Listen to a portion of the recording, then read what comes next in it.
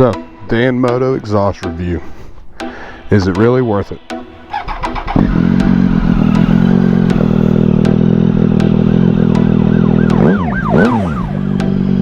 We're about to find out.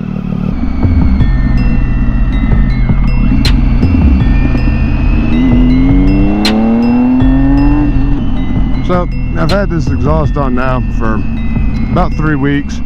It's given it enough time to break in to see what the sound is really like, or to see how it's affecting the performance of the bike.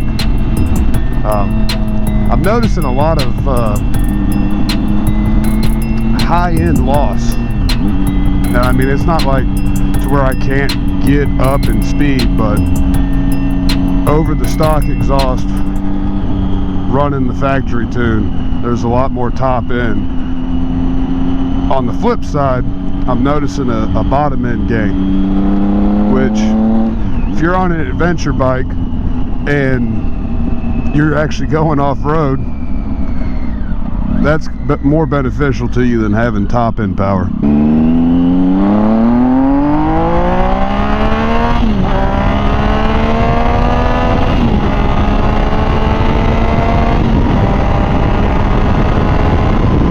Largely though, it's not that big of a difference. If you've ridden your bike through all of your RPM ranges before you put on the dan-moto exhaust, you're probably going to see a difference in the top end. I know I am. I'm running it on this 2017 Triumph Tiger.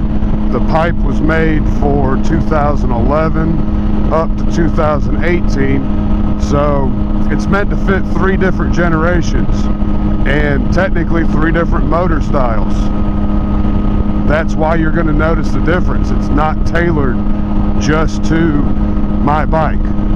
It's tailored to 3 different bikes, 3 different engines. It's real easy to put on. Hour-and-a-half job, had it on real quick.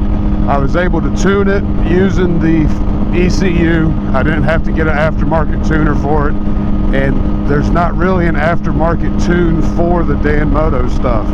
You got to kind of play. If you do have to get an aftermarket tune like a dyno jet, you're gonna have to play with it. Tuners like the Cobras come with settings for their pipes and the major competitors. You get like a dyno jet, it's gonna come with settings for the major companies. This is the cheapest exhaust on the market. You're just gonna have to play with it. There's a state trooper. So, that being said, it's not really that bad. All in all, the noise level definitely has gone up. Loud pipes don't save lives, they just put a smile on my face. What it's done to the Tiger though, as far as sound, it doesn't have that 3-cylinder sound anymore on the top end. It's changed the sound to where it sounds like an inline 4. On the lower RPMs, you still have that low end grunt.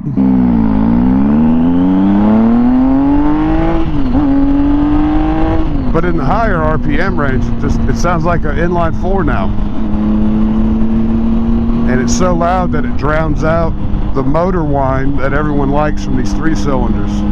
As far as buying an aftermarket pipe that's the most bang for your buck, you're probably going to want to go with the dan-moto. This thing cost me $65 on sale. Normal price was right at $116. Shipping wasn't that bad. It only took 2.5 to 3 weeks to get to me. You're getting an all stainless steel construction on the inside. That's a lot better than some of the other cheaper pipes on the market that are still using coated steel. So the dan-moto exhaust, for somebody who's just looking to put a pipe on to either see how their bike sounds opened up, or just to see what kind of performance gains they can get from it. If you're not afraid of getting pulled over for having an aftermarket pipe on and getting a decimal test done, it's about the best bang for your buck you can get. I mean, all stainless steel construction. The install fit my bike without any modifications, and at the price point it's at, It's probably the best cheap pipe on the market.